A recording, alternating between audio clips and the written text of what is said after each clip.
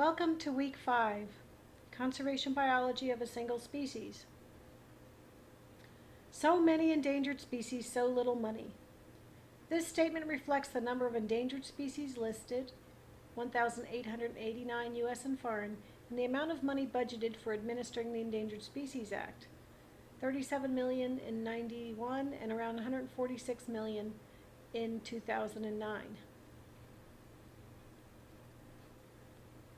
Here is a table showing the number of endangered and threatened species and the number of recovery plans for those species. As you can see, there are 589 species for which there is not a species recovery plan. Here is a shot of the U.S. showing how many endangered species there are by state. For many reasons, a habitat, community, or ecosystem level approach would be the more astute thing to do. However, at present, there are too many economic and legal blockades to such an approach. At present, only 1.6 to 2.5% of the land is preserved in preserves or protected. Therefore, we take a single species approach, and because we take a single species approach, we need to choose species carefully, given that there are so many endangered species and so little money. The criteria for choosing a species should include its likelihood of extinction, the likelihood that we can help the species, its taxonomic distinctiveness, its ecological role as a key species, and its role as a flagship species, for example, the spotted owl.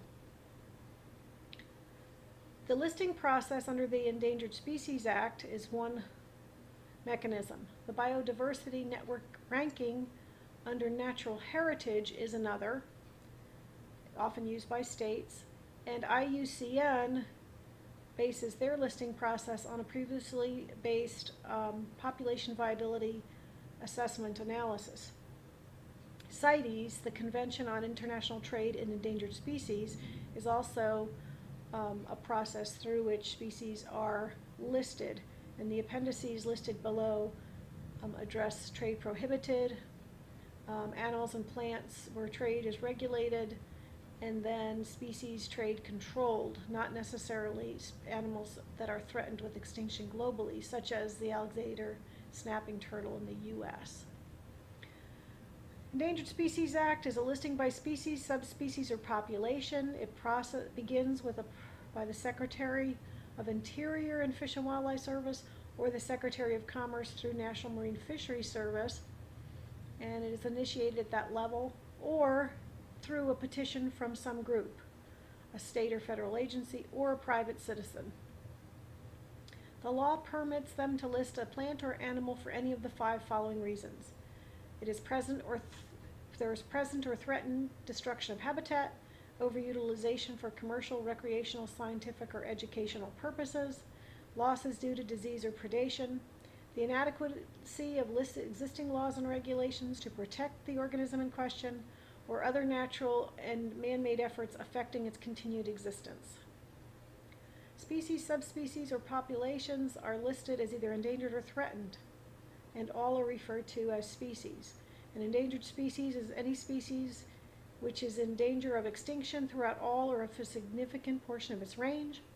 A threatened species is any species which is likely to become endangered within the foreseeable future through all or a significant portion of its range. Following the request or initiation to list a species is a collection of information and public input. This usually takes at least 12 months.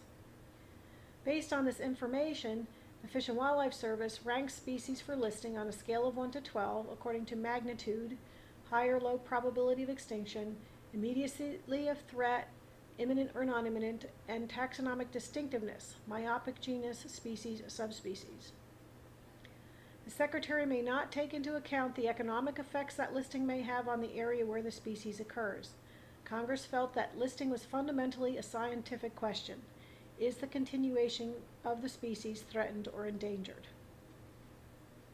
If the Fish and Wildlife Service or the National Marine Fisheries Service determines that listing a particular plant or animal species is warranted, it publishes a notice of intent to do so in the Federal Register and in local newspapers. The proposal notice states the reasons for listing and solicits public comment. A final listing determination must be made within a year of publishing the proposal. Notice of a final decision is published in the Federal Register, and once again the rationale for the decision is given.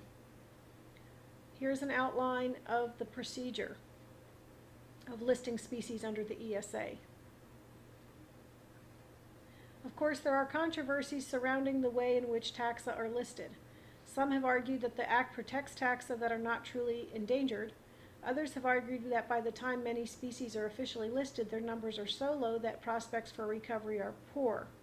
Still, others have commented that the distinction between threatened and endangered taxa appear to have no uniform biological meaning. Controversies in listing taxa. Critics also contend that the growing roster of endangered taxa reflects the addition of numerous subspecies and populations rather than full species to the list. There has been a cry to revise the law so that only full species are eligible for protection. Are these accusations correct? Is there anything valid in these statements? To address some of these criticisms, I want to share the results of the findings of Week5 et al. 1993. What exactly is an endangered species? An analysis of the U.S. endangered species list. That was published in Conservation Biology. Only 20% of species listed or proposed for listing were subspecies or populations, and this is a chart that shows that.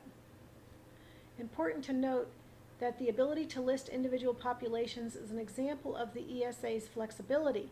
Removal of subspecies and populations from the ESA would eliminate special protection for some of the most charismatic endangered animals, including the grizzly bear, peregrine falcon, Florida panther, and gray wolf.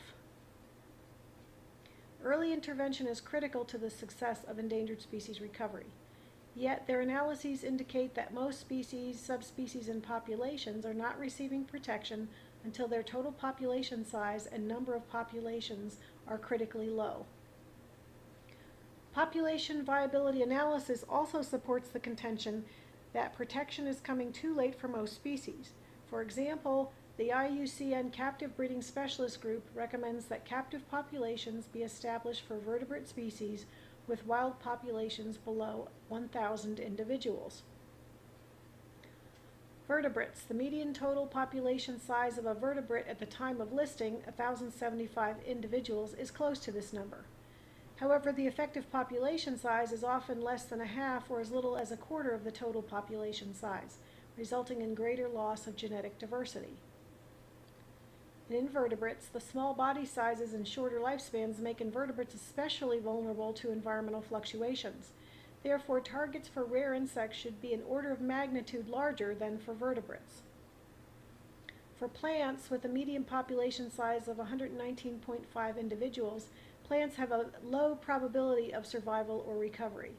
Presence of seed banks may increase survival prospects for many of these plants, but there is no data on seed banks. Critics of the ESA have questioned whether the distinction between threatened and endangered taxa has any biological basis. Week5 et al. Study shows that in general, endangered species are rarer than threatened species. Their results suggest why only a few species have recovered to the point where listing was no longer necessary, not protecting imperiled taxa soon enough. Include the brown pelican, bald eagle, whooping crane, peregrine falcon, grizzly bear, American alligator, western lakes gray wolf, Minnesota gray wolf, and the California gray whale.